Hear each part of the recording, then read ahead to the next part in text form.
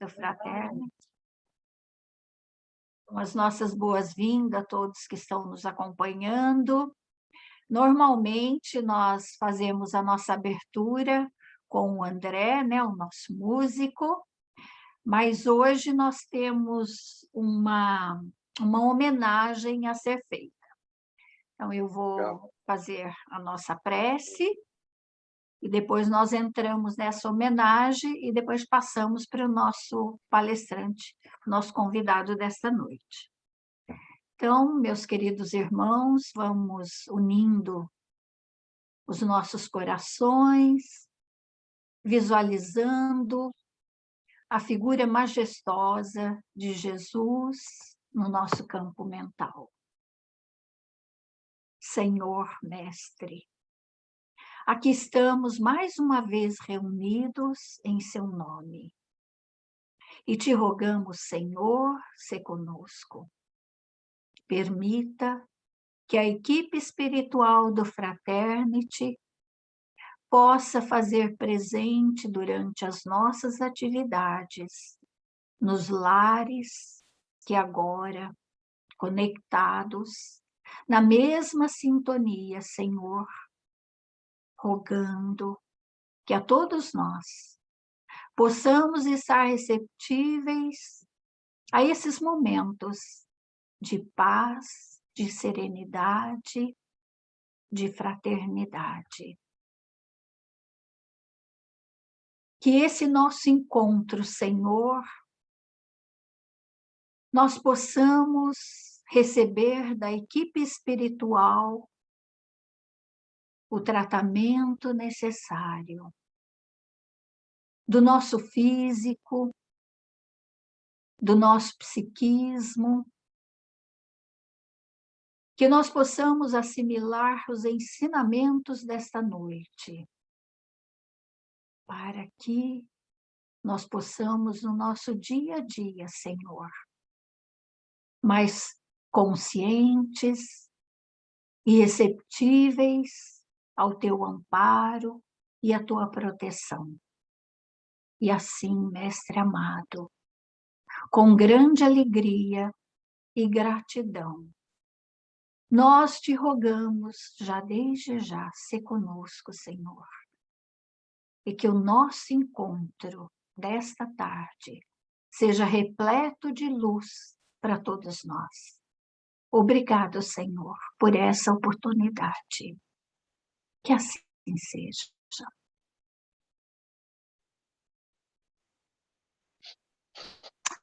Então, nós temos, neste momento, nós queremos fazer a nossa homenagem a Janet Duncan, que no dia 4, não, dia 6, né? Não. Vamos esperar isto. Então, neste momento, nós queremos fazer a nossa homenagem à querida Janet, que, se hoje nós somos espíritas, nós devemos a ela. Quase há 4 décadas, ela fundou o primeiro grupo espírita de Londres, grupo Allan Kardec Study Group. Fez a tradução do Evangelho segundo o Espiritismo para a língua inglesa. E também uma das fundadoras do Conselho Espírita Internacional.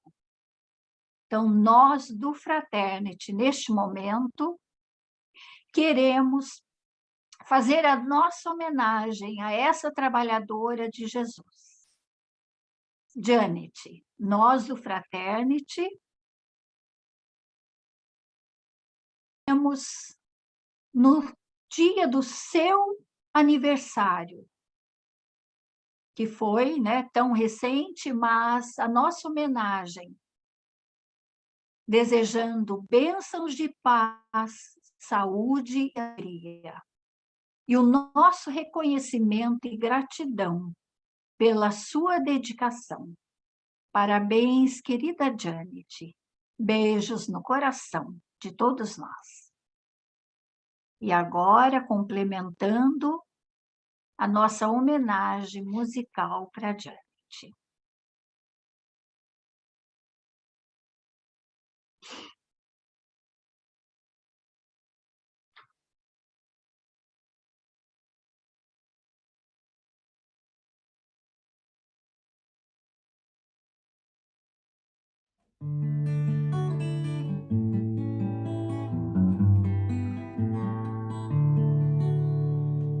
Não fui eu quem deu o primeiro passo do caminho que eu percorri.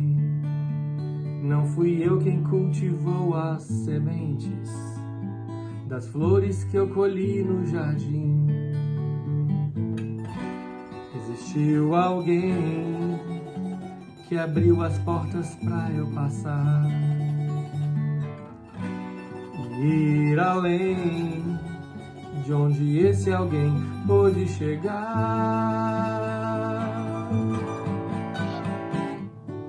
Se vi tão longe, foi porque estava apoiado em ombros de gigantes.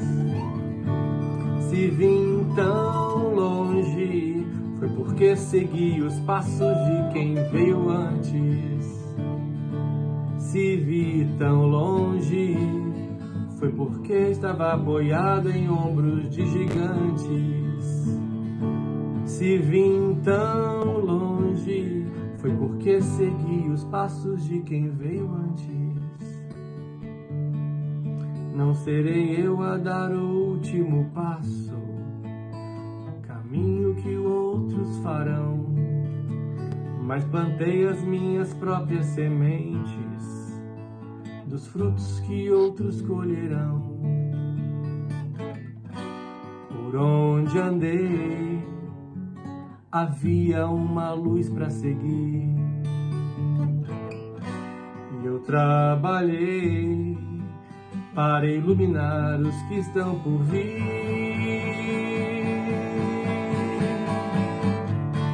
Se vi tão longe, foi porque estava apoiado em ombros de gigantes.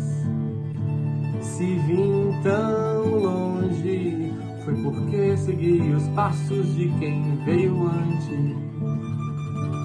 Se vi tão longe, foi porque estava apoiado em ombros de gigantes.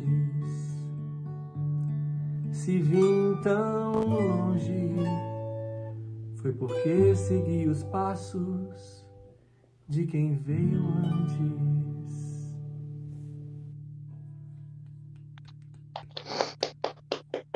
Nossa, lindo.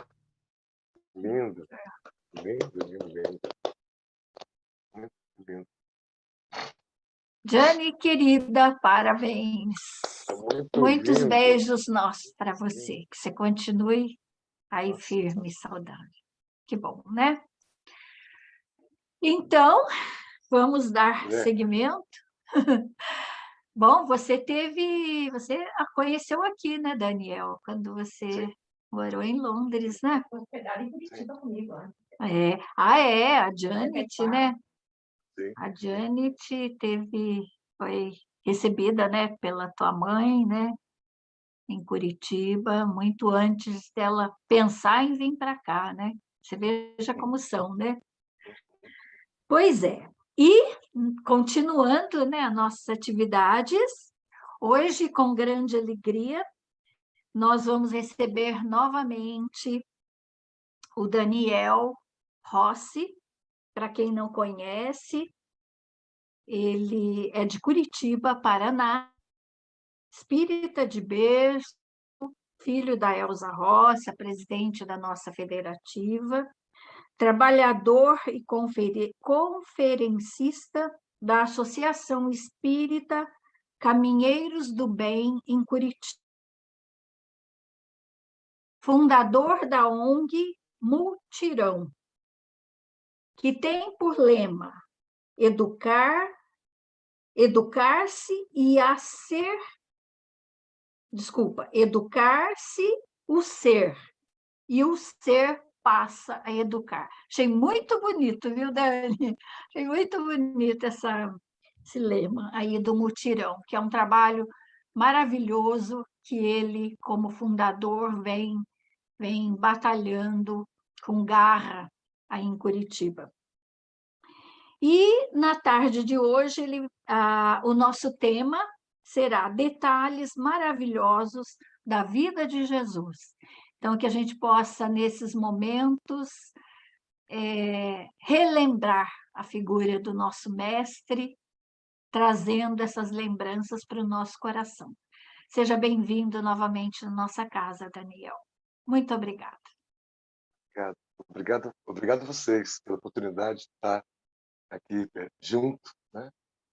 E desde já dizendo que o tema que a gente se propõe a falar também, de certa forma, nos deixa envergonhado, porque são passagens, ensinamentos que a gente ainda luta para colocar em prática, né? Desde já dizer que essa homenagem que o André Luiz fez e cantou foi belíssima, maravilhosa, tocante, né? Em homenagem a esse aniversário da Janet Duncan, né? E ao mesmo Daniel, dia que aqui no Brasil... Beth, deixa eu pedir perdão, porque essa eu botei no finalzinho, não sei se apareceu, mas essa música é de autoria de Vinícius de Oliveira e Gabriela Decali. Eu quero deixar a autoria é uma homenagem para Janet, mais uma vez. Desculpa, Daniel, mas é isso aí. Imagina, maravilhosa a letra deles, né? E a tua interpretação, querido, né? Então, a Janet que representa também como se fosse a união dos dois polos de energia, digamos assim, como Jung chamava, energia ânima, energia ânimos. Então, ela não é só a mãe de muita gente, mas também o pai de muita gente, para a gente fazer aqui uma ponte com o Dia dos Pais aqui no Brasil, né? Nesse sentido, a gente fica emocionado e já saudando todos que a ela manter o seu respeito, e mesmo quem não a conhece, sabendo que é alguém que lutou para que a mensagem do Cristo, a mensagem da doutrina espírita, que é o reviver do Cristo primitivo, pudesse chegar às massas, chegar às pessoas. Você vê que essa música, né, Dani, né, nós hoje estamos seguindo os passos que ela já percorreu, né? Então, veja a importância de todos nós, daqueles que estão à nossa frente. A gente não pode deixar de reconhecer e de seguir os bons passos, né? 93 anos. 93 anos de luta aí. Bacana, que bacana. De Nossa serviço, homenagem, né? nossa sincera homenagem. Passa a palavra, Ciro. Isso. E é este o ponto, exatamente, que a gente está inspirado na Janet, uma vida dedicada a servir o próximo, mais do que a servir-se a si mesmo, né?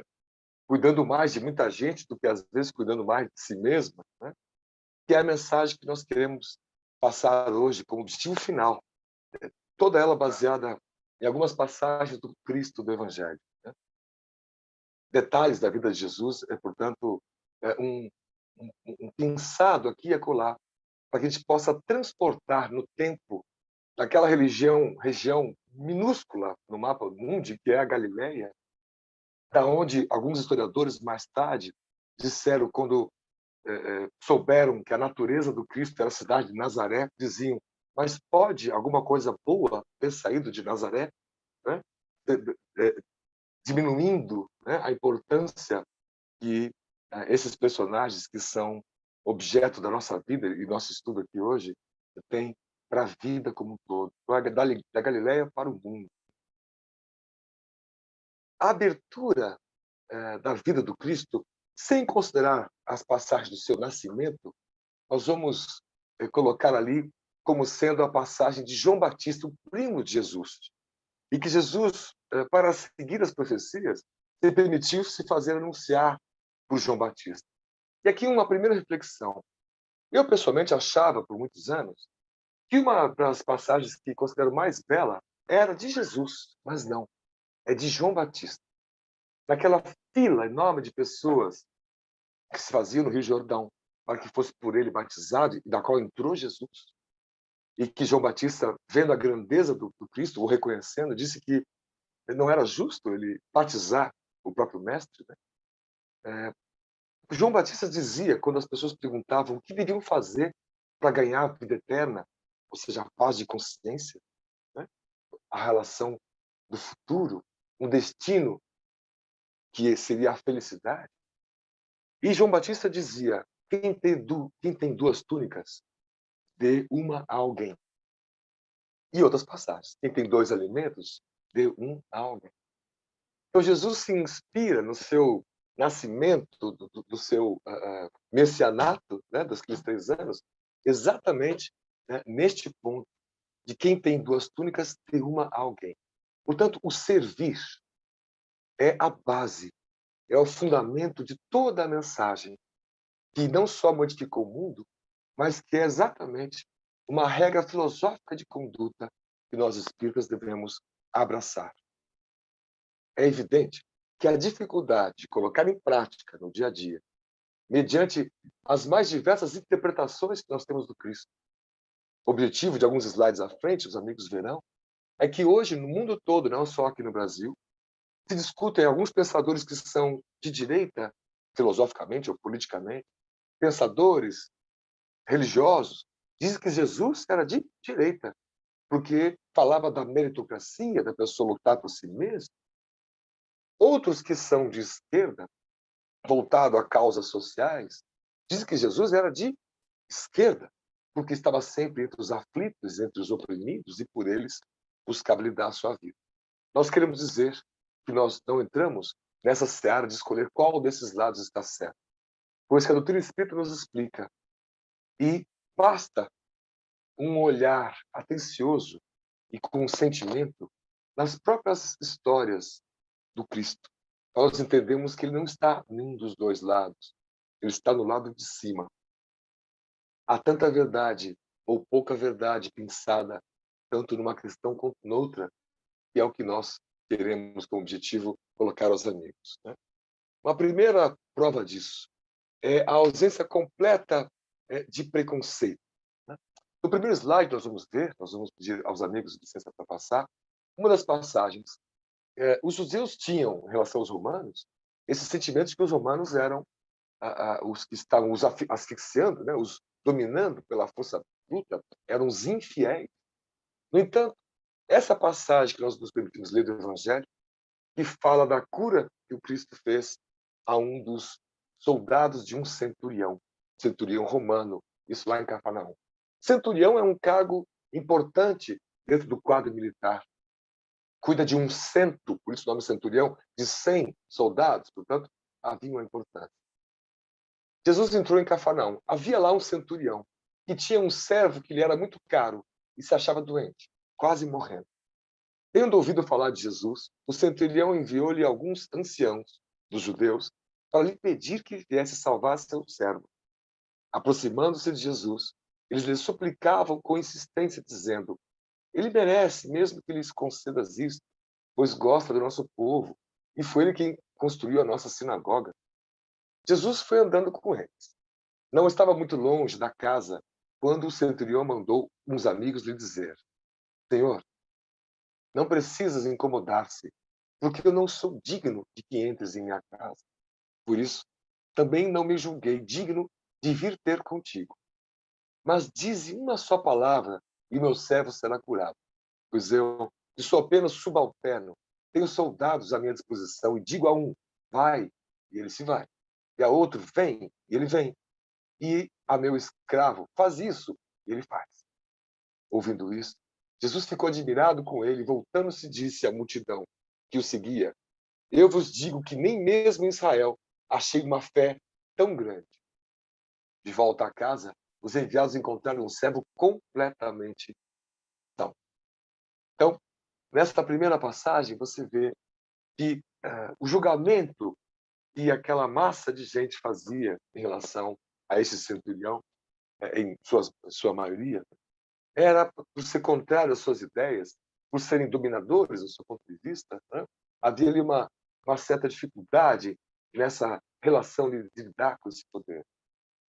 E Jesus mostra nessa história que esta pessoa diferente foi por ele reconhecida como alguém com uma fé muito além do que aquelas pessoas podia imaginar. Muita gente queria estar ao lado do Cristo, né? Se fosse hoje em dia, você imagina as pessoas ao lado do Cristo para tentar tirar uma selfie, né? Vamos aqui fazer uma brincadeira transportando para os dias atuais, né? E ali a fé dele se dizia: "Pô, eu não sou digno nem para ir falar com Jesus, fazer esse pedido, né? E nem que ele atenda e venha até minha casa, né?" Então, uma imagem para que nós possamos refletir de que a todos os outros a quem nós eventualmente dizemos, ou pensamos, ou julgamos, que são diferentes para pior, que nós consideramos pessoas ruins, ou maldosas, ou asfixiantes, né? E, eventualmente, nós estamos muito errados na nossa avaliação. É preciso aprender a não julgar. É preciso aprender que fiel não é aquele que tem uma religião. Fiel é aquele que vive conforme o que crê. Quem crê no Cristo vive para servir. Qualquer outra interpretação está ou estará equivocado, com muita chance de estar equivocado. João Batista tinha um século de seguidores e não pedia alguns denários para cada um para viver. Ele vivia quase como um selvagem, dizem as Escrituras, ou diz as Escrituras. Assim como mais à frente, o apóstolo Paulo também, o está do Evangelho, comia mel selvagem, gafanhotos, dormia sob a luz das estrelas, protegido do sol, no amparo da sombra das árvores, né? E não se amparava em si, não vivia para si, de acordo com o poder que tinha de influência sobre as demais pessoas. Um outro detalhe da vida do Cristo que nós queremos trazer para os amigos, no próximo slide, vamos chamar de uma relação de Jesus com a riqueza. Há muita interpretação, por parte de alguns pensamentos filosóficos. Jesus tinha horror com a riqueza, mas não, isso não é verdade. Ele alertou que a provação da riqueza era muito difícil. Por isso a passagem do camelo, passar uma agulha por um buraco de camelo, é tão famosa, né? Mais fácil isso do que um rico entrar no reino dos céus. Mas a interpretação de que nós condenamos a riqueza, ou Jesus condenava, está equivocada, né? Mas Jesus tinha também um ensinamento importante de como lidar com a riqueza, para que nós tivéssemos o conhecimento de que a vida aqui era para juntar tesouros de conhecimento, de sentimento, que são os tesouros do céu, e não os tesouros da terra. A riqueza, os tesouros da terra, são um meio, um mecanismo de se fazer isso, na medida igual a que se pode compartilhar essa riqueza, tal como o conhecimento. Como diz o filósofo Mário Sérgio Portela, aqui no Brasil, amor e conhecimento são duas coisas que, quanto mais nós compartilhamos, quanto mais nós temos, ou quanto mais nós teremos. A passagem aqui de Lucas diz: certo homem importante lhe perguntou ao mestre: bom mestre, que farei para herdar a vida eterna? Primeiro Jesus diz: por que me chama bom? Respondeu Jesus: não há ninguém que seja bom, a não ser somente Deus. Você conhece os mandamentos: não adulterarás, não matarás, não furtarás, não darás falso testemunho, honrai teu pai e tua mãe. Os mandamentos da lei de Moisés, que já na assertiva do Cristo já são suficientes como regra de conduta do dia a dia para herdar a vida eterna. Nesse sentido da pergunta deste jovem, desse senhor rico, dessa passagem. Ele responde: a tudo isso tenho obedecido desde a adolescência. Disse: ao ouvir isso, disse-lhe Jesus: falta-lhe ainda uma coisa. Venda tudo o que possui e dê o dinheiro aos pobres, e você terá um tesouro no céu. Depois venha e segue. Lucas fecha essa passagem dizendo: ouvindo isso, ele ficou triste, porque era muito rico. Então aqui você vê que Jesus não estava pedindo para que ele deixasse de ser rico. A provocação era baseada no aprendizado. Aliás, uma segunda provocação, porque a primeira, ele responde como Sócrates respondia, não respondendo, tornando a fazer uma pergunta. Né? Por que me chama de bom? Por que aquela pessoa reconhece que Jesus era bom? Porque Jesus vivia para os outros, vivia sem juntar tesouros vivia sem juntar riquezas, né? Vivia com nada, andava como Bezerra de Menezes fala numa prece em psicofonia por Divaldo Franco, aqui em Curitiba, alguns anos atrás, andava com as ralés pelas praias, comia em tascas, que são restaurantes de baixo custo, por tradução. Então, Jesus faz uma provocação para que aquela pessoa não achasse que, tendo somente cumprindo a lei de amor, a lei de Moisés, era o suficiente. Né? Talvez mais um passo a mais que ele precisava dar era usar a sua riqueza para beneficiar o próximo, para dedicar-se ao próximo, né? Servindo o próximo, como ele mesmo, Jesus, estava fazendo, estava dando exemplo.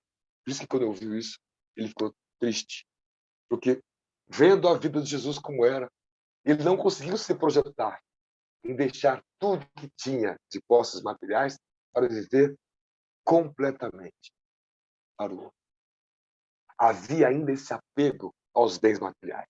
Havia ainda este caminho a percorrer de educação, de autoeducação, um caminho de iluminação. E quanto mais iluminados somos, quanto menos dependentes das coisas, dos prazeres do mundo, no sentido de usar isso somente em meu benefício, em benefício próprio. As coisas do mundo, quando são usadas de forma inteligente para o benefício social dos outros, é sintoma, um sinal de que estamos no caminho certo. E vamos aqui, pedindo licença aos amigos, para ir de ponto em ponto fazendo essas reflexões. Na próxima, é uma passagem também que tem a ver com um homem rico, né? Que era Zaqueu. Uma das passagens, se não das mais maravilhosas, que Zaqueu, naquela multidão que seguiu Cristo, estava em cima de uma árvore, e ele baixinho era. Né? Como ele tinha uma função, apesar de judeu, de ser cobrador de impostos, era muito mal visto pelos seus irmãos, seus pares judeus. Então ele sofria, porque ele não era romano, não tinha o status que os romanos tinham, ele era, portanto, aí, subjugado pelos romanos, mas não era querido pelos seus próprios entes, né? da sua nação, da sua religião, da sua etnia, digamos assim, da sua raça, que não o via com bons olhos. No meio do banquete em sua casa, Zaqueu se levantou e disse alto e bom tom. Isso depois que Jesus disse: Zaqueu, desce da árvore, eu vou almoçar na sua casa. Isso depois que os discípulos, alguns, ficaram indignados do que Jesus estava indo almoçar com aquele cobrador de impostos. Veja o aprendizado que está aí. Nós não selecionamos as pessoas baseadas no nosso olhar, no nosso julgamento de quem são melhores para nós estarmos ou não. Lá no almoço, Zaqueu disse: Senhor, eis que eu dou aos pobres metade dos meus bens. E se de alguma coisa tenho defraudado alguém, corrompido, ou restituo quadruplicado. Então Jesus disse: hoje entrou a salvação nesta casa, porquanto este também é filho de Abraão, porque o Filho do Homem veio buscar e salvar o que se havia perdido. Eu acho, pessoalmente, uma passagem muito linda, porque foi um aprendizado para os discípulos, que vimos Zaqueu com aquele olhar preconceituoso. Então, trabalhar no preconceito em nós foi o grande aprendizado. Os melhores aprendizados são aqueles mais dolorosos, que são mais doídos, quando a gente reconhece e tem uma dificuldade de fazer ou de sentir diferente. Então, nós espíritas, neste olhar da vida do Cristo, não devemos acusar, apontar, xingar, caluniar, defraudar, corromper a vida alheia. A nossa vida, a nossa evolução está atrelada do outro, ao que sentimos pelo outro. E este outro é o outro, não o outro que seja igual a você. Nós não seremos julgados por quanto amamos o nosso filho, mas por quanto amamos a todos os filhos de Deus que estão por aí na Terra. Vamos em frente com a permissão dos amigos. Um personagem no próximo slide que é muito pouco conhecido, que pouco sobre ele tem, é José de Arimateia. Veja que são todos personagens ricos que nós estamos pegando aqui. José de Arimateia era um rico comerciante de cidade de Arimateia. dono de uma frota de navios que dominavam a exportação de minérios desde a Palestina até a Britânia, a região de vocês aí, querida Beth e a mãe. Além disso, José era membro do Sinédrio. Foi José quem ajudou e pediu a Pilatos, né, para recolher o corpo do Cristo antes que fosse caluniado, né, pela turba ou pelos soldados romanos, né. Foi ele quem, dizem as traduções, financiou de forma quase anônima boa parte das excursões de Jesus ou da vida do Cristo, né? E sepultou Jesus num sepulcro novo, cavado na rocha, e é um tipo de sepulcro destinado às pessoas que tinham posses mais ricas, né? Com ele foi Nicodemos, que era um dos sacerdotes, né, importantes, conhecidos por outras passagens do Evangelho e diálogos com Jesus, e que limparam o corpo do Cristo. Vejam, personagens, né, poderosos no momento, né, na relação social que havia ali naquela região da Palestina aos tempos dos romanos, né, e que dedicaram, né, parte da sua vida, das suas honras, né, ao Cristo, mostrando que não há uma relação de inferioridade ou superioridade quando se está na riqueza ou na pobreza. São provações que cada um de nós passa e de que cada um de nós, né, deve responder de forma responsável sobre o que tivemos de oportunidade de aprender diante dessas provações. José de Arimateia era um discípulo de Jesus, ainda que oculto no meio dos judeus, né? E mostra uma história muito bonita, ainda que quase velada, né, de alguém que tinha em Jesus o reconhecimento de um ser amplamente superior. E nós encerramos essa parte aqui da riqueza, indo para o próximo slide, mostrando que a relação não é de apontamento de erro ou acerto a quem faz uso do dinheiro, né? Isso é de responsabilidade de quem detém essa aprovação, né? Sabemos que é muito difícil e não devemos, de forma nenhuma, interpretar como sendo contra ou a favor, mas entender que na dinâmica da sociedade, quando há muita pobreza ou pobreza extrema, é porque há muito acúmulo de riqueza na outra ponta. Isso é um dado econômico. São pesquisas e teses econômicas mundialmente e amplamente aceitas. Causas da desigualdade de renda, o que permite muita interpretação equivocada, como se aqueles que têm na pobreza extrema são pessoas que não têm qualidade para serem ricos, não fizeram jus, não lutaram devidamente, não têm mérito, portanto, né, e merece estar na pobreza extrema. Não. A fome, está no livro dos Espíritos, é um sintoma de que a sociedade ainda não está civilizada. Isso está numa resposta de livro dos Espíritos, né? Então a gente ainda precisa aprender a nos civilizar. Essa passagem aqui, entre os escribas e fariseus, que vendo Jesus comer com os publicanos e pecadores, disseram aos seus discípulos: por que come e bebe ele com os publicanos e pecadores? Os sãos não necessitam de médico, mas sim os que estão doentes, Jesus diz. Eu não vim chamar os justos, mas sim os pecadores ao arrependimento.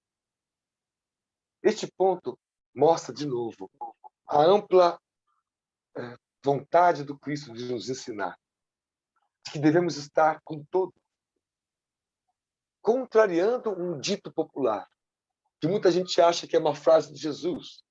Diz-me com quem andas e eu te direi quem és. Essa não é uma frase do Cristo. Essa não é uma frase nem que está na Bíblia. Há passagens aqui em Salmos e em outros pontos do Velho Testamento que podem gerar essa interpretação, mas não é nem bem assim que as frases estão colocadas. Hoje em dia, nós achamos e dizemos que porque a pessoa anda com pecadores, primeiro aí um primeiro julgamento. Quem são os pecadores? Quantos, hoje em dia, agentes públicos, políticos, empresários ou pessoas influentes apontam os dedos para os pecadores, dizendo que aqueles são pecadores por causa das suas naturezas no âmbito da sexualidade ou da sua cor de pele, das suas etnias, né? E assim se coloca numa postura de serem superiores, apontando para baixo aqueles que são pecadores, e dizendo, por que Jesus estaria ali? Jamais. Jesus nunca anda com os pecadores. Aqui está a prova de que até os discípulos tiveram esse aprendizado. Jesus se almoçava com estes que eram considerados pela nata religiosa e política, né, com os pecadores. E a frase correta, então, seria: diz-me com quem andas. E nós podemos dizer quem és, baseado no que você sente por aqueles com quem você anda, nos teus objetivos da convivência tua com aqueles que você ama. Quantos seres iluminados não estão no meio das confusões das comunidades, dos tráficos, das desigualdades, da extrema dificuldade? São pequenos focos de luz. Quantos não são? E que não são conhecidos e nem reconhecidos?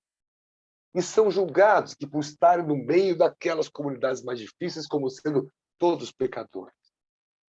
E nós raramente estendemos a mão, damos alguma chance. Costumamos dizer, ainda mais nos dias atuais, que as pessoas não têm como salvar. Já são assim mesmo. Estão acostumadas a esse jeito de ser. E desistimos de estender a mão. Aliás, quem somos nós para acharmos que nós temos as razões todas e que devem ser colocadas na vida daquela pessoa?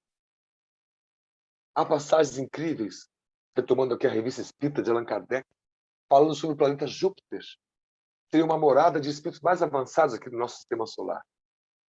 E ao serem perguntados quais são as personagens importantes que passaram pela Terra e que morariam em Júpiter, a resposta do espírito comunicante, que estava ensinando Kardec como seriam essas vidas, foi de que muitos não são conhecidos na Terra, porque foram mães, avós, que passaram a vida dedicada a cuidar de um filho ou de um neto doente, limitado por dificuldades ou deficiências físicas, ou esposas que passaram 30 anos cuidando de um marido com problemas de alcoolismo, sofrendo violências, mas sempre buscando ajudar aquela pessoa como uma missão oculta, não conhecida, não reconhecida e até esquecida.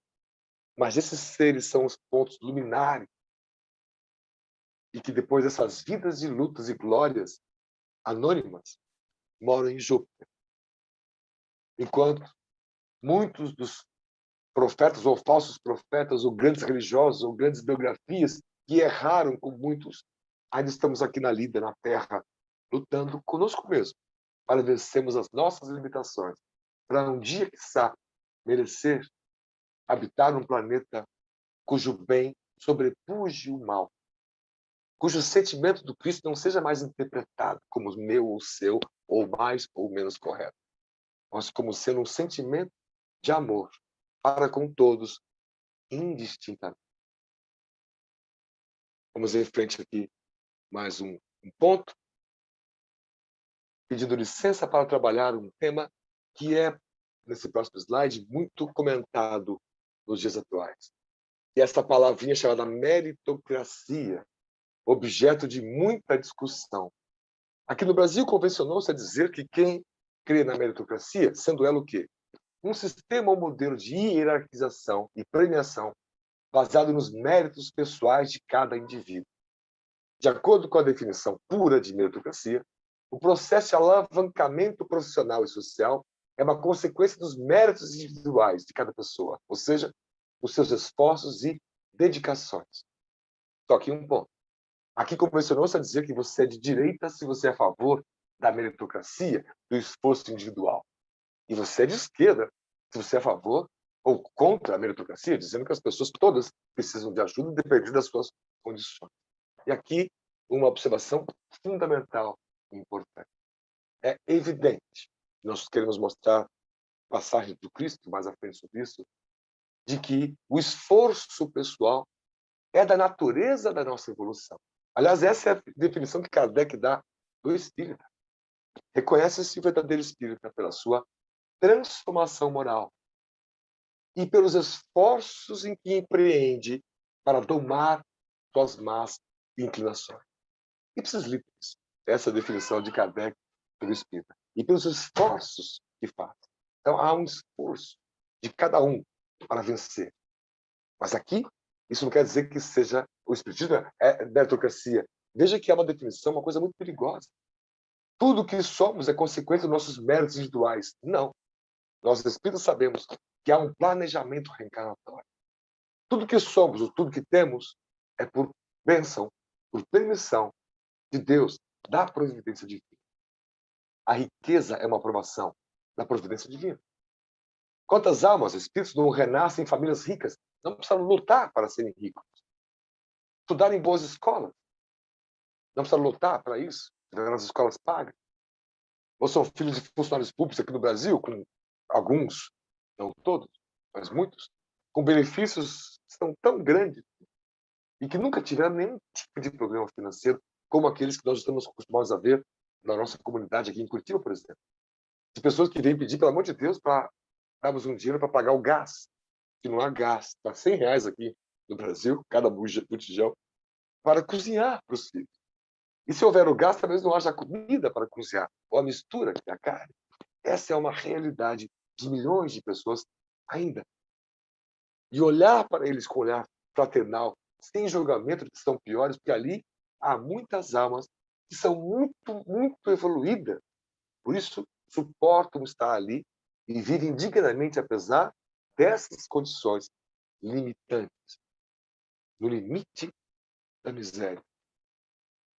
E aqui um exemplo para que a gente possa refletir sobre os campeões olímpicos. Hoje foi o encerramento das Olimpíadas de Tóquio, no Japão. A porta-bandeira brasileira foi a Rebeca Andrade, a campeã olímpica ouro da ginástica artística, um feito notável para o Brasil. Uma jovem negra e que veio de comunidade, de um projeto social. Quantas milhares de crianças são atletas profissionais, ou seriam, se tivesse chegado a elas a oportunidade que não chegou? Quantas Rebeca, em potencial, não existem no Brasil? Isso não foi resultado de uma política pública de governo ou de um projeto de uma empresa. Foi um projeto social que estendeu a mão e, a partir dali, ela foi conseguindo ter. Isso é comum em vários atletas brasileiros, do boxeador à canoagem, todos de infância pobre, paupérrima. E alguém estendeu a mão. Como fica o esforço individual nessa questão, quando alguém pode estender a mão e aí sim a pessoa aproveita? Há outros que não aproveitam. E alguém pode dizer, mas a Rebeca aproveitou a oportunidade. Quantos outros jovens não aproveitaram a oportunidade? Estão errados. Não podemos julgar. Cada um espírito está numa condição de elevação. A Rebeca pode ter sido preparada com uma missão de ser um exemplo para muitas, muitas crianças, assim como a Daiane dos Santos, aquela outra jovem negra da artista da ginástica olímpica, né?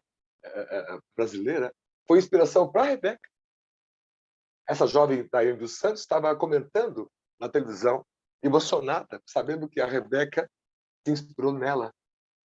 Também Daiane veio de projeto social e cresceu porque alguém estendeu a mão.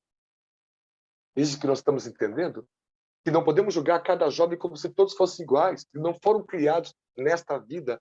Nós acreditamos na reencarnação. Como Jesus ensinava a Nicodemos, é necessário nascer de novo. E Nicodemos não entendia como podia ele voltar ao ventre da mãe. Veja uma dificuldade ali. E falou, não é isso. Quem nasce da água é espírito. Quem nasce do espírito é espírito.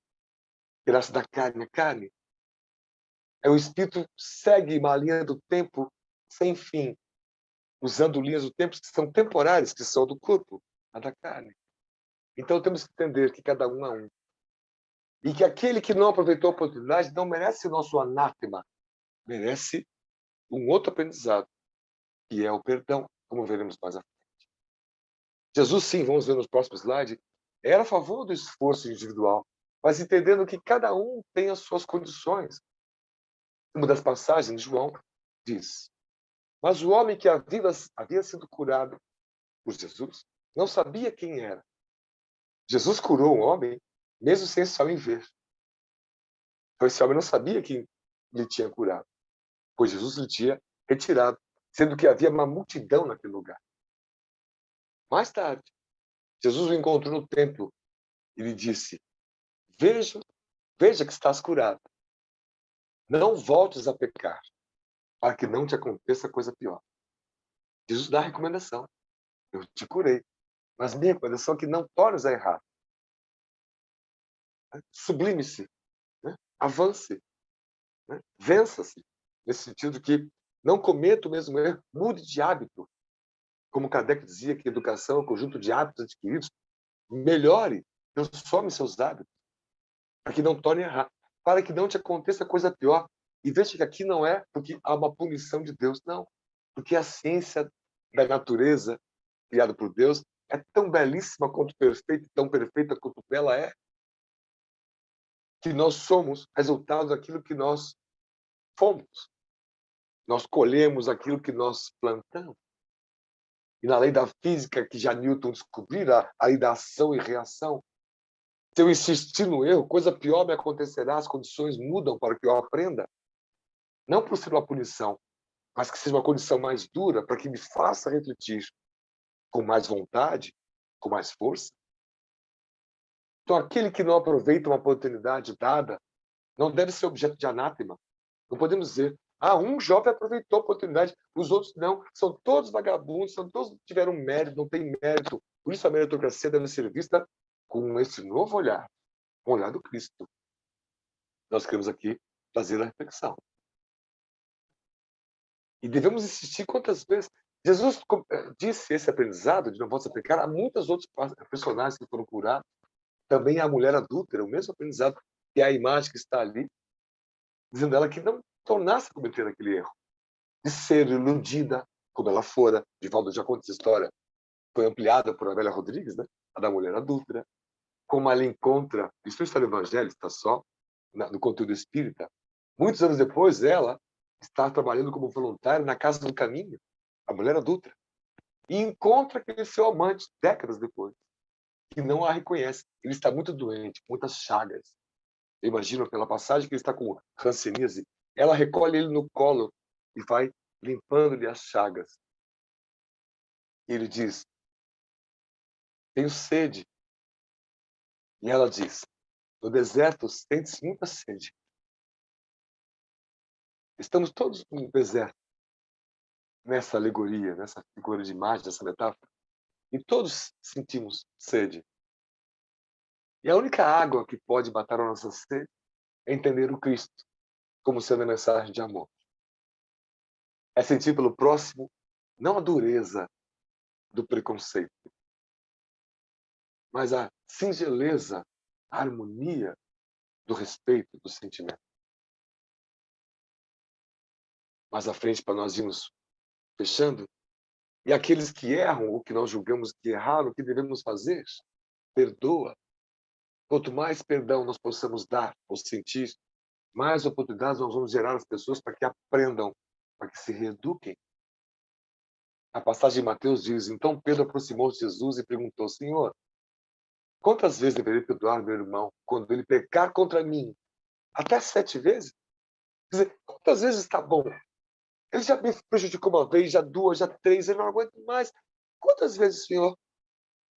E Jesus diz, eu digo a você, não até 7, mas até 70 vezes, 7 vezes. Ou seja, o perdão é o gesto de amor mais educativo que pode existir. Porque dá condição àquela pessoa de voltar com uma nova oportunidade e refazer. E se errar de novo, perdoa de novo. Mas nós dizemos assim, eu não consigo. Porque para mim, uma vez pisou na bola, não é isso? Já tá bom, já descarto, já isso, já excluo. Isso é anti-educativo. Isso é anticristão. A gente vê isso na política, pessoas falando em nome de Jesus, sem perdão, sem respeito pelos outros. Um poder atacando o outro atacando o poder, se xingando. Pessoas que deviam ser os exemplos para toda a pirâmide social de como sentir. Pessoas que estão perdendo a oportunidade de deixar suas biografias para a história com uma mudança de amor, para serem um a mais ou tão a mais falsos profetas que usem frases prontas do Cristo com uma leitura completamente equivocada para atacar adversários ou diferentes. Uma mensagem, uma prática que é contrária ao do Cristo. exatamente contrária ao do Cristo. E, por fim, diante de todas essas histórias, ou pequenos detalhes da vida do Cristo, no último slide, para tirarmos de Mateus, a frase, quando os discípulos perguntavam quem que é o maior? Quem que é o maior entre nós? E já sabiam, numa outra passagem, perguntado, e Jesus tinha dito que de todos que haviam passado por aqui, João Batista era o maior. Teria sido a época. Ele que fora Elias, reencarnado, o profeta Elias, reencarnado como João Batista, uma passagem de reencarnação claríssima. Claríssima. E a vida de João Batista, que teria sido maior, foi dedicada completamente aos outros, sem juntar tesouros na terra. Quem tem duas túnicas e alguém uma. E a essas perguntas dos discípulos, de quem é o maior? Jesus responde, o maior dentre vós é aquele que serve. O maior dentre vós é aquele que serve. E a vida de Jesus foi toda baseada nessa frase.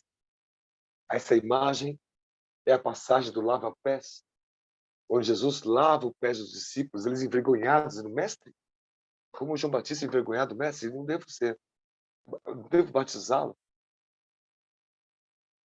Se cumpram as escrituras, pedindo que o batizasse. Essa frase provavelmente foi a frase mais inspiradora para os discípulos, porque logo após essa passagem, na Sexta-feira Santa, havia todo o fenômeno da crucificação. Depois José de Arimateia, Nicodemos, recolhendo o corpo de Jesus. E essa passagem do lava-pés foi junto com a Santa Ceia, os momentos que antecederam a todo esse processo. Talvez quando os soldados ou os enviados pelos sacerdotes, os servos, foram buscar o Cristo, Pedro embainha espada e corta o orelha do palco, e ao que Jesus o repreende e repõe imediatamente, curando, de nenhuma forma de violência contra o mais injusto que possa ser. Isso nos lembra a morte de Sócrates, condenado a beber cicuta, veneno, num processo injusto. Ele nada de mal fizera. E a esposa de Sócrates, lá na prisão, diz a ele, mas Sócrates, é injusto. E ele diz a ela, mas você gostaria que teria sido justo? Ou seja, o mérito está exatamente no que é injusto o processo. Eu vou morrer injustamente, porque não sou mal. Uma ordem entre vós é aquele que serve. Este aprendizado, ou esta passagem, é para nós o resumo desses pontos ou pequenos detalhes que a Galileia trouxe através desse Rei Solar, que é Jesus, às nossas vidas.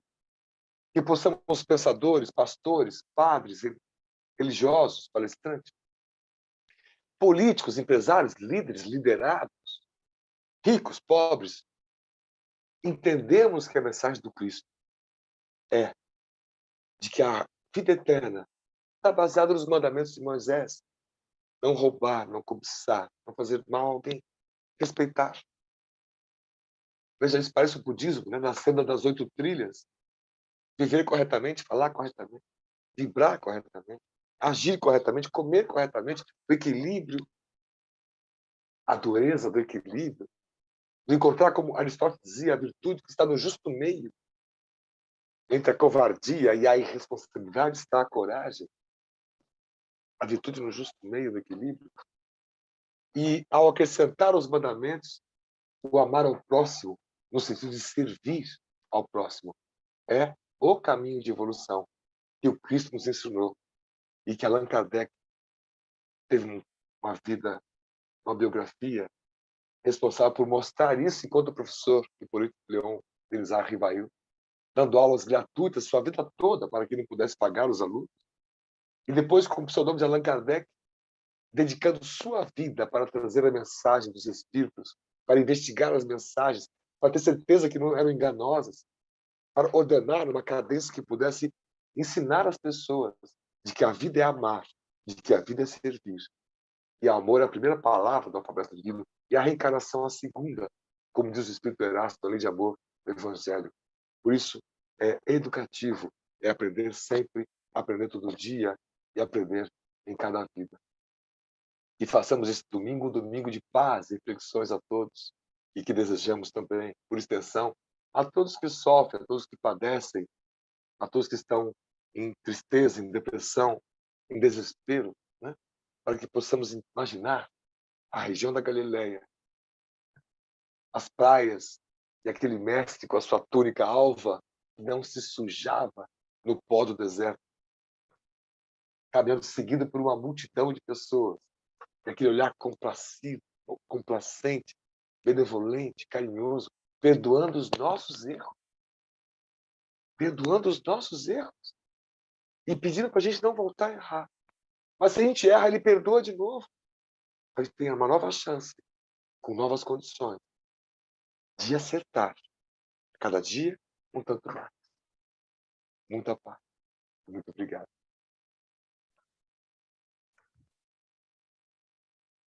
Obrigado, Daniel, por essa belíssima exposição. Então, podemos abrir aqui, né, para alguns comentários, quem gostaria. Podemos... Está aí aberto, tá? Eu gostaria, Beth, de Por fazer favor, um comentário. por favor. Eu queria, antes de mais nada, parabenizar o Daniel pelo Dia dos Pais, agradecer também a Deus, nosso Pai, por ter trazido você aqui, tá aqui com a gente nesse dia tão especial, né?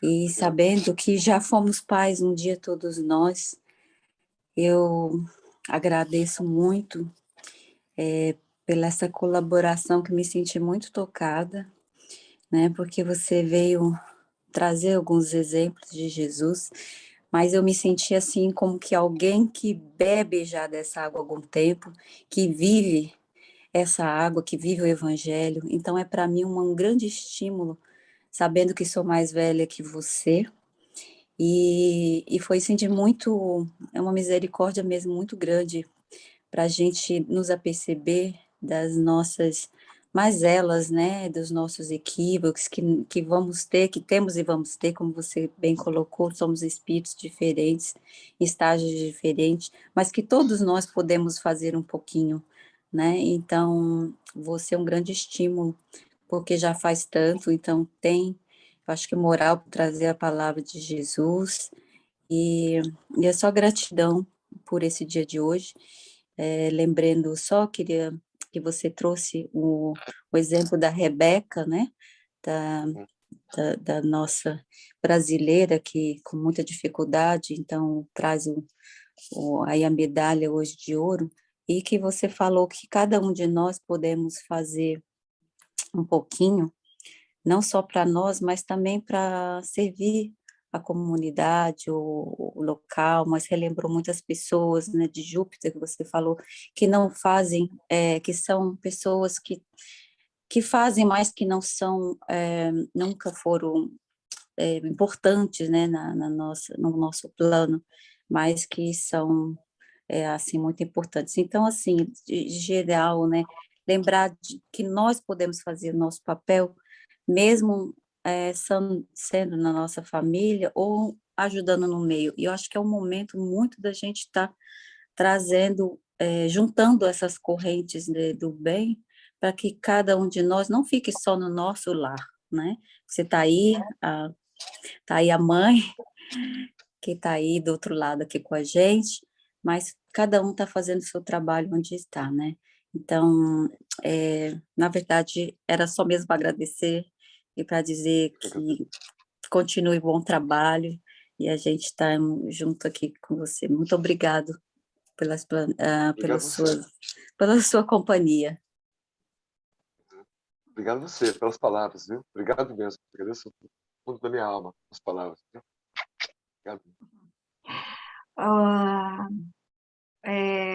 O Daniel, enquanto aí a gente verifica, né, se tem algumas perguntas, o Gilberto e os outros aí, Fala um pouquinho do seu trabalho aí, a sua experiência com esse projeto do Multirão, né?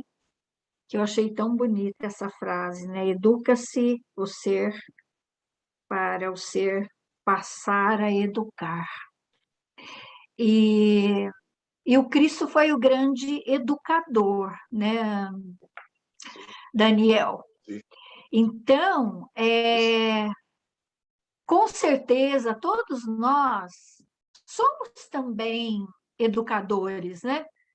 Quem é pai, que está ali na função de educador, de dirigente daquele ser, sobrinhos, aqueles que. Porque a gente educa pelo exemplo, a gente educa. Fala um pouquinho desse educar, né? Principalmente dentro dos princípios que Jesus nos deixou. Rebeca, lá. Foi bem. Hum? Eu brinquei, tem Rebecas Sim, por aí no mutirão. É. Assim, isso, A Elza está dizendo aqui que tem Rebecas aí né, no mutirão, né? isso, Então, o tem, potencial que há, isso. que se descobre nessas instituições no trabalho. E você, né, que fundou esse projeto, e então fala um pouquinho dessa tua experiência de, de descobrir ali pérolas, né, que estão. Sim, Só sim. falta ser Burilá. Isso. É incrível o que há de potencial, o que há de amor, né, de fraternidade, além das dificuldades naturais de cada um, de cada vila, de cada sociedade, né, nessas comunidades, né? Essa frase da educação, porque é como um sonho, né? Se você consegue trabalhar com educação, estando aqui em crianças, né? A gente atende lá no Mutirão a partir dos 5 anos de idade até os adultos, daí, né? Mas quando essa criança tem uma oportunidade de ter um ambiente diferente que não teria se não fosse, por exemplo, um projeto social, ela não teria oportunidade de fazer coisas e ela se descobrir, né? Quando você dá uma aula de desenho para 30 crianças, de repente você vê 2, 3, estatisticamente, 2, 3 que são geniais no desenho. E nem elas sabiam. E nunca tinha pego uma canetinha coloridinha, uma pastinha, alguém dando dica de como começar um desenho. Você faz isso com os esportes? Há anos atrás, muito antes de entrar na Olimpíada, o skate, que também foi uma medalha aqui na Olimpíada, né?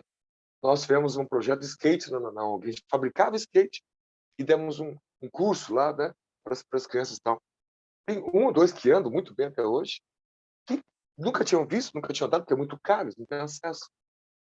De repente se descobriram um talento. Aí nós começamos a perceber, quando você dá a oportunidade, mesmo com a gente sem ter aquela visão de um médio ou a visão da profundidade que o Cristo tinha, que sabia os talentos de cada um, que a pessoa, nem mesmo a pessoa sabia, né? A gente faz isso com 20, 30 crianças, qualquer atividade matemática. Tem 1, 2, 3 que são geniais, que fazem contas de cabeça muito rápido. Anos atrás encontramos, e o tempo não caminhou como eu gostaria de estar junto com aquele jovem pequeno, né? Chamava-se Lucas, criança. O voluntário nosso, que dava matemática, que é engenheiro, falou: Daniel, tal jovem, Lucas, é genial, é superdotado. Nós não conseguimos encaminhar. Sabe, escolas especiais, curso tal, foi encaminhou.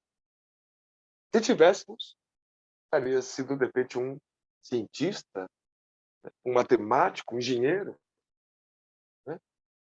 Então, a gente às vezes sente que podia ter feito mais, mas a vida quis também os seus destinos que fossem cumpridos, né?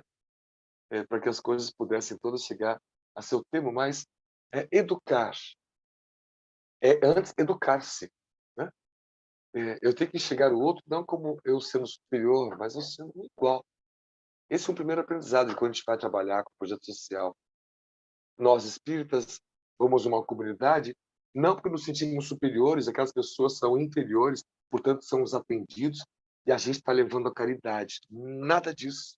O Raul Teixeira nos ensinou, médio de Niterói, que eles é que fazem a caridade por permitir que a gente entre lá.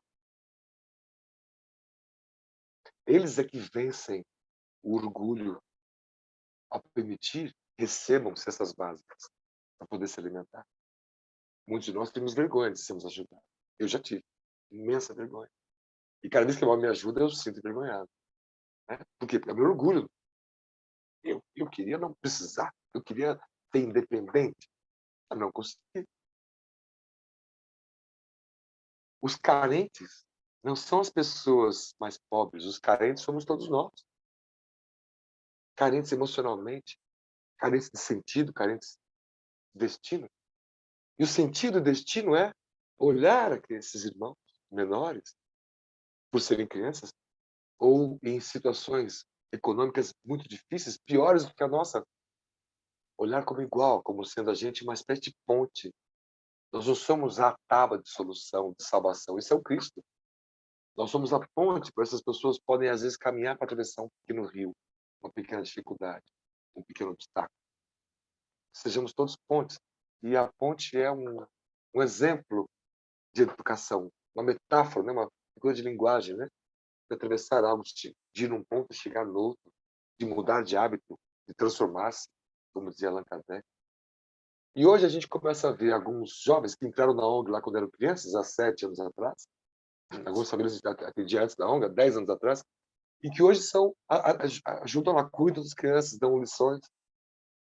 Então já começa a acontecer, a minha grande felicidade, muito embora a pequenez do projeto e as grandes dificuldades que nós temos morais, e temos as virtudes necessárias para que a educação fosse muito melhor, de ver que aquele ser agora mais educado, como ontem estava lá um jovem chamado Gabriel, arrumando toda a fiação da internet, nós estava tudo esquisito, ligando rede de computadores, aprendeu lá na ONG anos atrás, aproveitou oportunidades da ONG com empresas que deram estágio, fez sua vida, foi com o carrinho dele ontem. Eu te dei, não vou cobrar, eu quero fazer isso aqui, mas eu queria pagar porque é profissional, eu quero reconhecer. Que alegria, hein? Nossa! Foi. O Zé Maria colocou no grupo, a mãe comentou, foi uma alegria. Então a pergunta veio a calhar, eu me estiquei porque pensei nele, né? A mãe dele, a dona Eva, me ajuda há muitos anos lá no almoço, nós fazemos almoço todos os dias e voltamos essa semana, foi a primeira semana, por causa da pandemia, que eu as vi no escolas do Brasil Facebook, vocês voltaram, né? retornaram, Retornamos, então, a todo vapor, de manhã, de tarde, almoço, lanche, todo dia, né? Então, estamos lá a mil, né? Se educando, né? Nos educando, cada um de nós. Que lindo, né? A Raquel, lá de... Ela quer... Ô, Raquel, tá aberto para você. Pode falar aí, minha filha. Ô, Beth, é que eu estou aqui fora com as crianças, acho que vai ser muito barulho, mas... Não, pode ir, tranquilo. Deixa que venham as crianças, né? Faz de Jesus. Pois Deixa que venham as crianças. Aqui tem uma mexendo no meu cabelo, ó.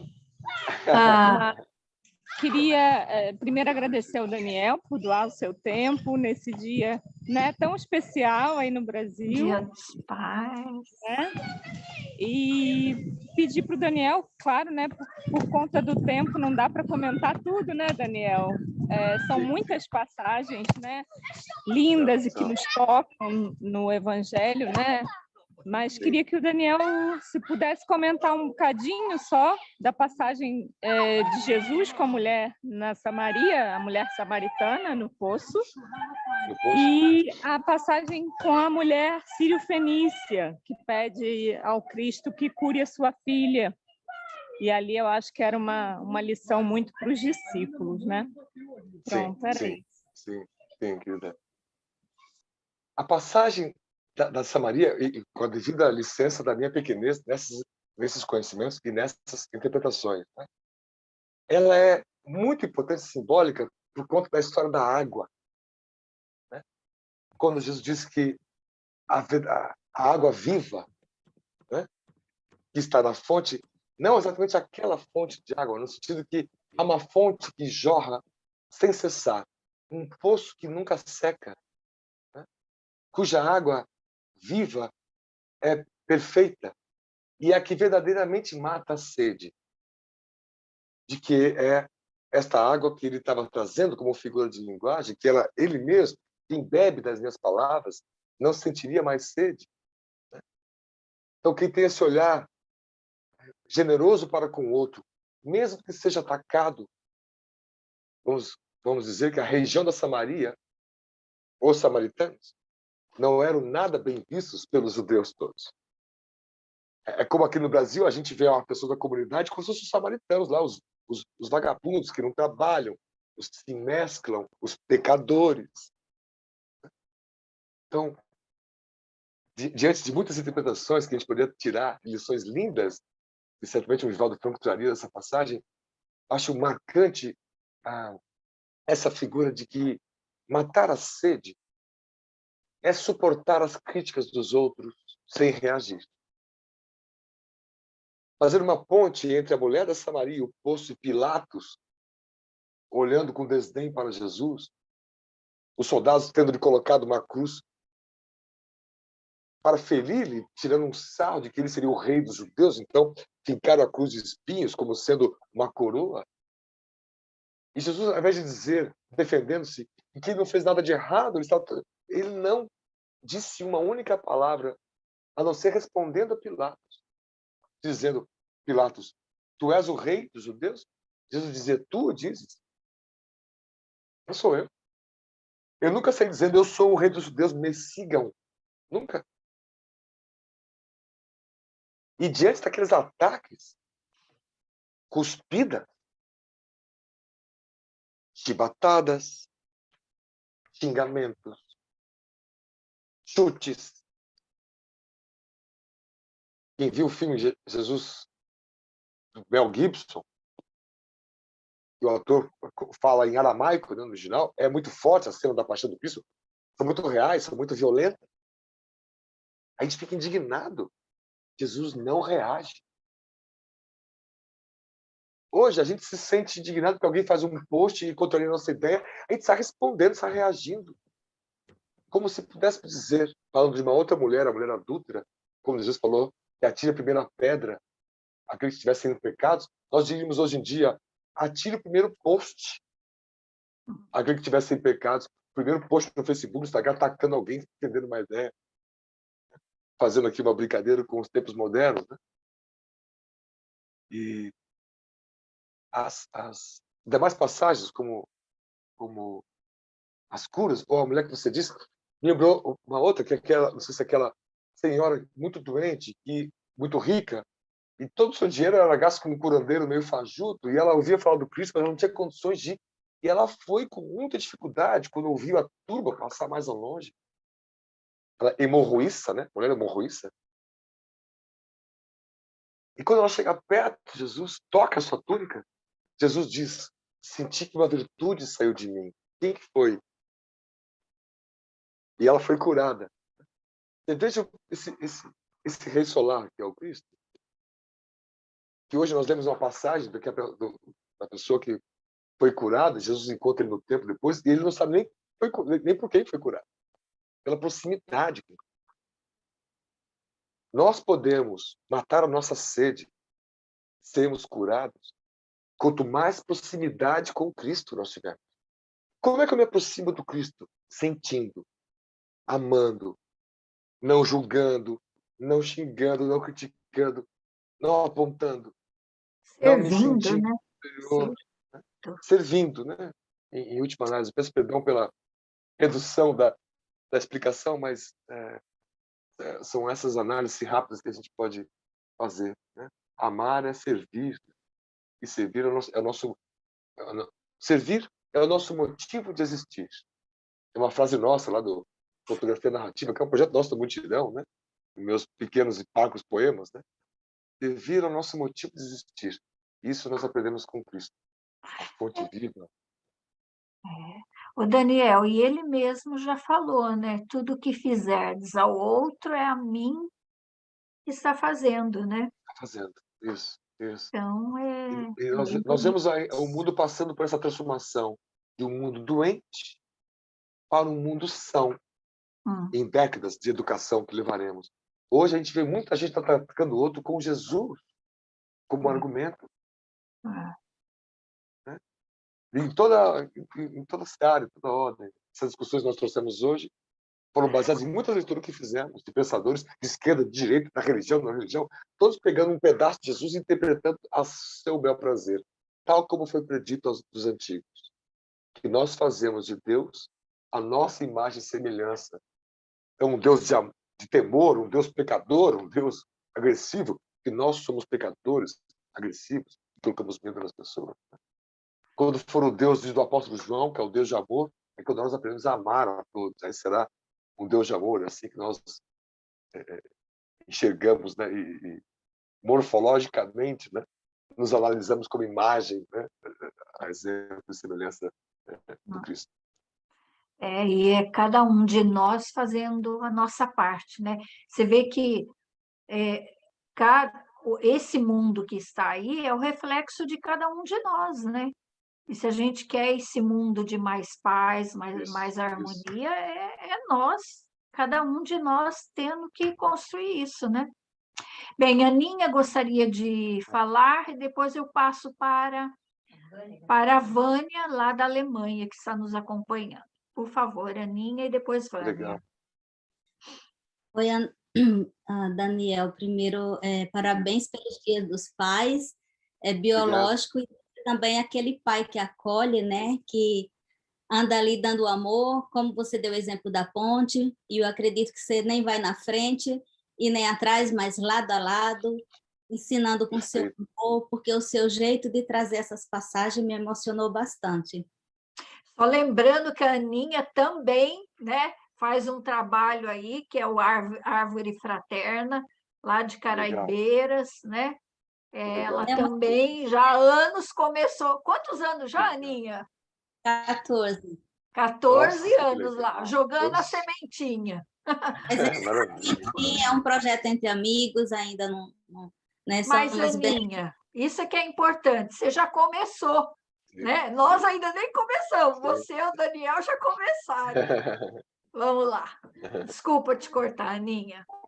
E aí, exatamente, eu lembrei muito do meu pai, fiquei emocionado quando você estava falando, e você falou essa frase, fiel é aquele que vive para crer, quando você deu o exemplo, né, da passagem de Jesus, e não aquele que tem uma religião. E aí eu me lembrei muito, eu tinha uns 8, 9 anos, mais ou menos, e lá na minha cidadezinha, que é lá no sertão de Pernambuco, só tinha duas religiões, tinha a igreja católica, né, que predominava, e depois entrou uma igreja evangélica, que eu nem vou falar o nome, né, porque para não, de repente as pessoas não perceberem de que eu estou falando. E aí esse senhor era compadre do meu pai e foi, eu acredito que treinado, né, para ser o pastor dessa igreja.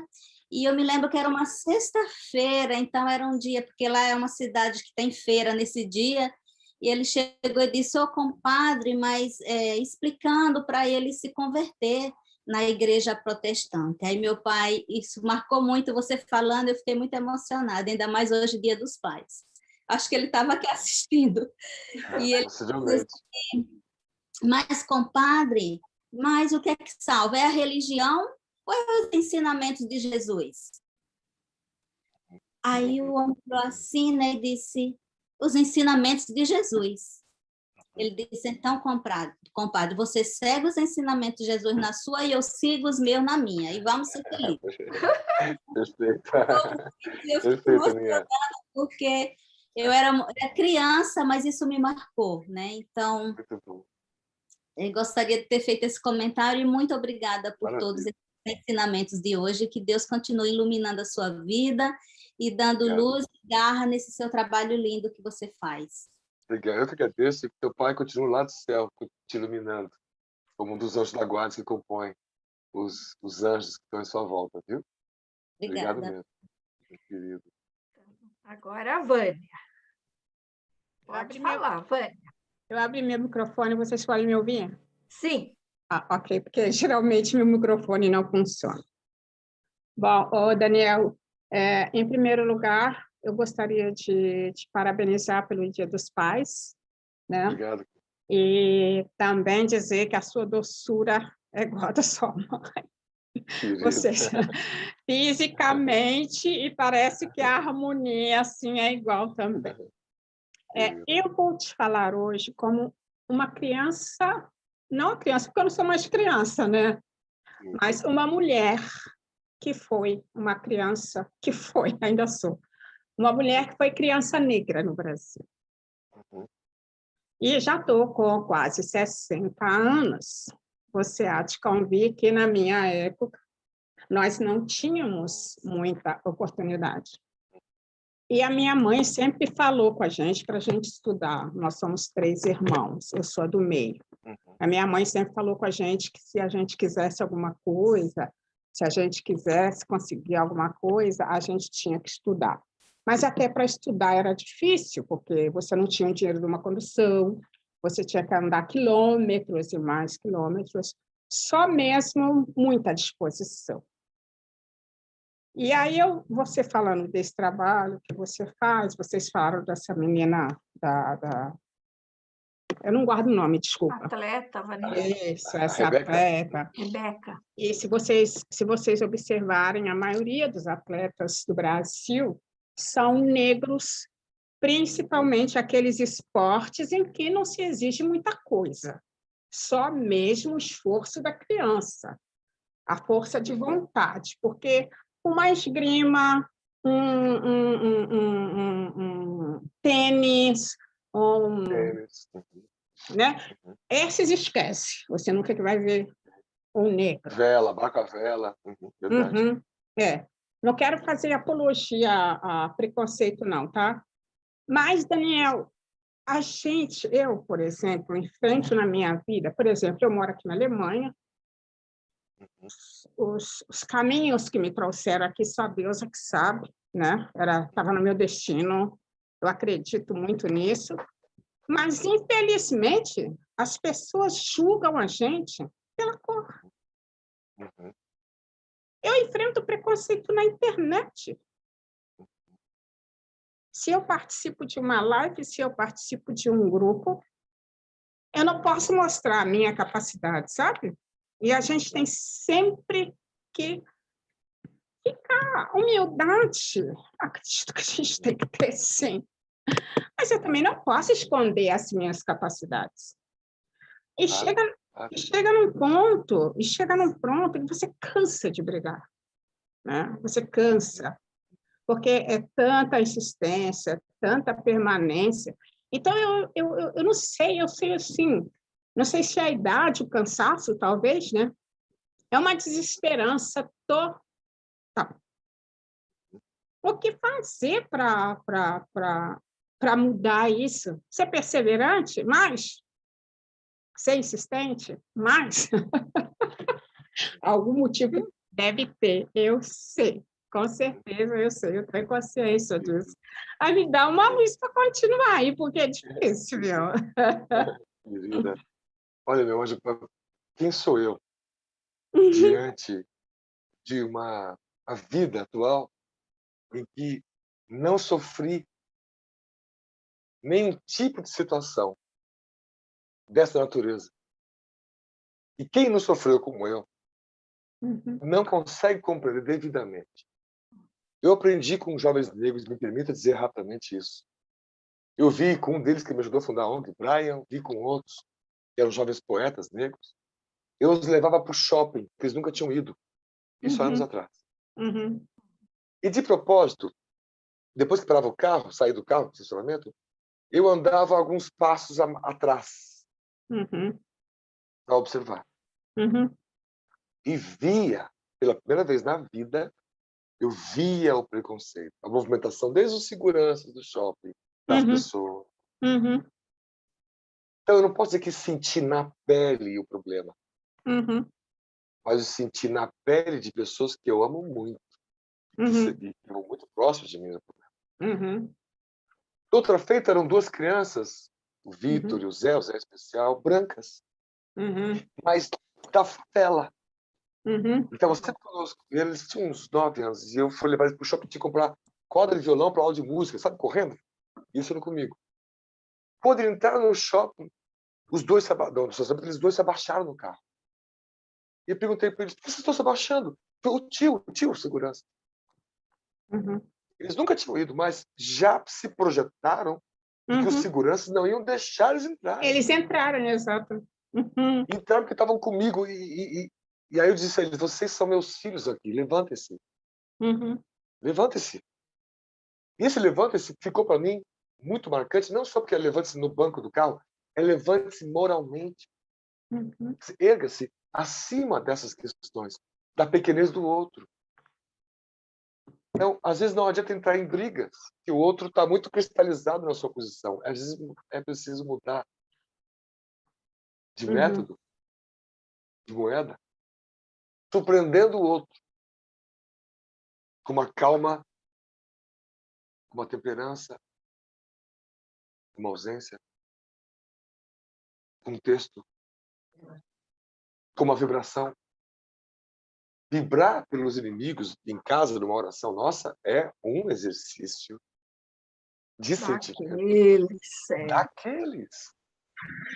Ai, Daqueles, porque né? pedir por Eu não estou dizendo aqueles que a gente ama é tão fácil, a sim, gente pede de sim. montão. Senhor, abençoa o Divaldo, o trabalho dele. Senhor, abençoa, né? Senhor, abençoa o vizinho que me prejudica, fala mal de mim, reclama, fez Nossa, pior. Eu quero que ele... Mas não é aquela prece que a gente faz, que às vezes conseguiu intenção, sabe como? Senhor, eu quero que ele tenha toda a aprovação necessária para a vida dele. A gente já faz com aquela pontinha de vontade que a pessoa sofra alguma aprovação para poder aprender, não. Né? É um Uhum. exercício. Eu não estou dizendo que isso seja uma solução, ainda mais para ti, anjo querida, porque é a tua luta e você tem ainda muito a ensinar. Mas às vezes a educação pressupõe um pouco de silêncio para o outro entender, um pouco de Uhum. mudança de postura para o outro entender. Às vezes a mesma tecla não faz com que o outro mude, ele já se cristalizou. As discussões aqui no Brasil sobre política polarizaram. Não tem o que você faça para convencer o outro, já se cristalizaram. Com Uhum. ideias equivocadas. Yeah. Então levará mais tempo para que esse Uhum. processo se adoce e as pessoas possam ser mais doces. Bem-aventurados os mansos, os Uhum. pacíficos. E é melhor sofrer injustiça Do do que que imputar injustiça cometer ao outro. injustiça, certo? Yeah. Eu prefiro sempre. Amo você. Obrigado pela colocação. E é sempre aprendizado saber que há pessoas valorosas demais e que ainda sofrem coisas dessa natureza. Que no mundo da reencarnação, no mundo futuro, não sofreremos mais, porque a reencarnação será um aprendizado das escolas e não só da filosofia de uma outra religião. Eu espero esse tempo, sim. nada, Fervorosamente. nada Obrigada. como Ô, Vânia, nada como a reencarnação. Né? Beth, eu já estou querendo pegar para Nada como a reencarnação. A próxima. Eu já tô... Que cor que a gente vai vir? Não, eu já estou querendo ir para o mundo de regeneração. Eu sei que já começou, mas eu já estou querendo estar lá. Obrigada, gente. Valeu. Obrigado, amor. Obrigado, querida. Bom, temos mais algum comentário? Está aberto para a gente. Teve um senhor que falou que queria fazer um Raul? comentário. Raul, Oi, sou eu. pode falar. Parabéns pelo seu trabalho que você faz aí no Ramo. Parabéns por estar aqui com a gente hoje. Eu queria falar agradeço, um pouco da meritocracia, né? Porque até Deus usa a meritocracia, né? A meritocracia, não estou nem podendo falar. Pelo lado moral, né? Se você não julgar, mas você tem que fazer aquele esforço para você sobrepor, né? As nossas, como fala, limitações, né? Do dia a dia. E o que falta no nosso plano físico, né? Como fala, dar a igualdade para todo mundo, né? Para depois pedir a meritocracia. Porque quando a pessoa não começa de igual, né, como que vai exigir dela se ela já começou lá atrás? Então fica uma coisa mais difícil, né? Exato. Então essa desvantagem que às vezes atrapalha e dá o choque, né? Porque é importante tê-la, né? Mas é importante também dar a mesma oportunidade para todo mundo, porque aí sim a gente vai poder avaliar, né? aquele que realmente se esforçou do aquele que se acomodou. Isso. Então, nesse ponto... Perfeito. Por isso que é uma palavra que deve ser usada com muito cuidado, porque quando a gente fala meritocracia, já vem um conceito embutido. E nós temos que fazer essa ressalva fundamental. Cada um tem seu mérito, isso é óbvio, Kardec falou disso, mas as condições são de cada um. É. Dois jovens, um que aproveitou a oportunidade, o outro que não. O que não estava errado, olha, o que não... Eu estou falando isso baseado num exemplo real aqui, tá? O que não é filho da violência, tem pai, mãe viciada, viveu na rua. Não é a mesma situação. Por isso o perdão tem que vir junto com o mérito, para que esse sistema ganhe um pouco mais de sabedoria, senão ele fica muito parcial. E parcial é equivocado. Isso. Meus anjos, queridos. Muito bem. Muito bem. Então, estamos no horário. Gilberto, alguma pergunta ou nós como que estamos aí? Não, nenhuma pergunta, não, Beth. É só vários comentários aqui, agradecimento. Agradecendo, né? Parabéns para os pais, né? Os parabéns também. Sim, Obrigado a vocês. Parabéns para todos os pais. Obrigado, né? obrigado. Vamos. Então. Vou curtir minha baixinha daqui a pouco, minha filhota. Isso, Teu os papais aí, nossos parabéns, né? Que sejam abençoados, que sejam pegando luz aqui, que tô contra a luz, está escuro. Então, Daniel, olha, nossa gratidão pela tua participação na nossa casa, que sempre é uma alegria te receber, né? Que Jesus continue te abençoando, esse trabalho que você faz. Nunca desanime, né? E que a gente possa, na medida do possível, a gente também dar a nossa contribuição, né? E que né, que hajas mais Daniel, mais Aninha, mais, né? Se cada um começar o trabalho pequeno, né? Um dia a gente consegue esse grãozinho de, né? De areia, chegue a mudar esse nosso mundo, né, para melhor. Que a gente possa contribuir mais, né? Então, eu gostaria de convidar a Elza para fazer a nossa prece de encerramento, e já, desde já, agradecendo a todos que puderam estar conosco. Tá, pode vir. Muito obrigado a todos, muito obrigado a você, Beth, muito obrigado pela oportunidade. Nós que agradecemos. Obrigado a todos vocês pelas mensagens de carinho, obrigado mesmo. E, mãe, obrigado por sempre, por tudo. Pela prece de agora, pelas preces de ontem e pelas preces de amanhã. Fique com Deus, todos vocês. Meu filho, gratidão ao seu pai que me ajudou a ter você. A José, que teve nosso Jesus. E a Jesus que nos ensina. E então, pensando em todos os pais responsáveis e aqueles que ainda estão dormindo, com filhos, que possam ir atrás dos seus filhos. Aqueles pais que ainda estão pensando numa adoção. Vão retirar uma criança do orfanato, para receber mãozinhas no seu pescoço, para lhe beijar, papai, te agradecer. E você estará cumprindo com a criação, ajudando aos pequeninos. Estaremos ajudando a todos, que Jesus disse, vinde a mim as criancinhas. Muitas vezes nós somos as criancinhas, que estamos ainda com a consciência dormindo. Assim, em nome de Jesus, nesse dia maravilhoso em Londres, onde o sol insiste em entrar à janela da Beth, iluminando arquitetos, paredes e chão, com esses raios fulgurantes, higienizando as nossas mentes, nossos corações, trazendo a luz do Mestre, e que esses raios de luz possam se espalhar por toda a terra, por todas as salas e corações do que aqui estão, nessa sala virtual. Os que entrarão logo mais, amanhã ou outro dia, poderão absorver também dessa energia luminosa do Mestre, que se espalha pelo mundo gratuitamente. Essa energia que vem do alto e que nos faz estremecer a nossa raiz, na gratidão imensa, Senhor, sol de nossas almas. Gratidão, Mestre amado, pela nossa vida, por tudo que temos, o que somos, o que conquistamos e porque ainda poderemos fazer, quando realmente tivermos olhos de ver e ouvidos de ouvir. Abençoe a todos os pais da terra e dos céus. Aqueles que já desencarnados velam pelos seus filhos na terra. Aos nossos entes caros, pais e amores distantes, que possam receber dos nossos corações a nossa gratidão.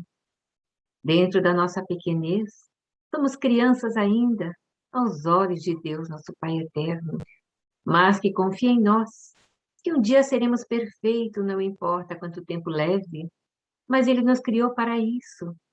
Se ainda somos nas prisões da terra, nas prisões mentais, nos agrilhões que ainda insiste em permanecer na vaidade, nas indiferenças, nós um dia seremos perfeitos, porque o perdão e o amor de Deus para conosco é muito maior do que aquilo que imaginamos.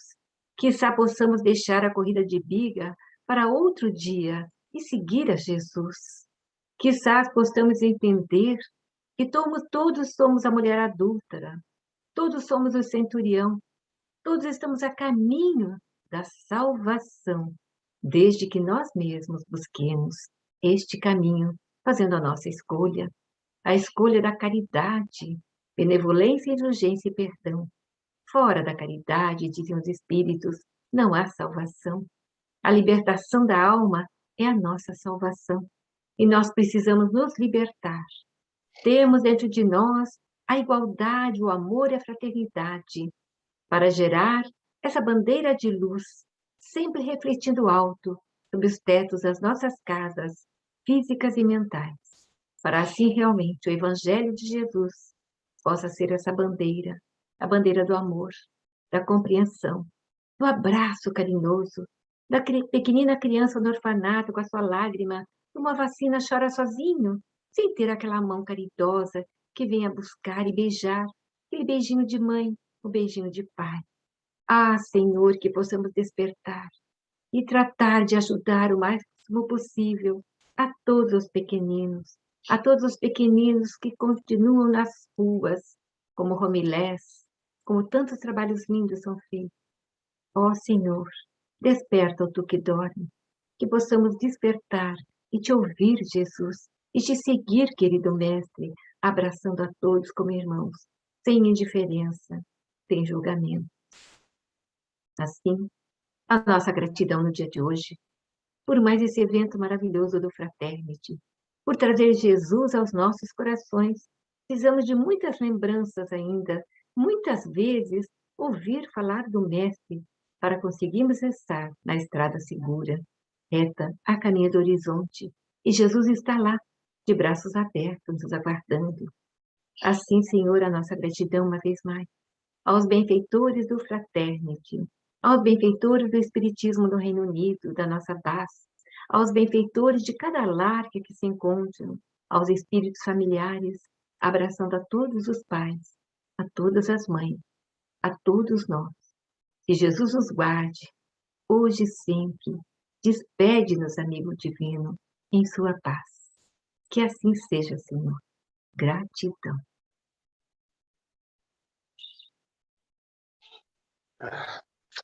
Obrigado. Obrigado, mãe. Linda prece. Obrigado, Elsa. Obrigada mais uma vez. Beijo no coração. Daniel, beijo, gente. final obrigado, de domingo maravilhoso aí, curtindo o pra seu você dia também. hoje, tá? Obrigado, gente. Beijo, Fique com beijo. Deus. Beijão. Beijo. Tchau, meus amores. Tchau, mãe. Tchau, Beth. tchau. Então, nós vamos colocar o nosso cartaz da semana que vem.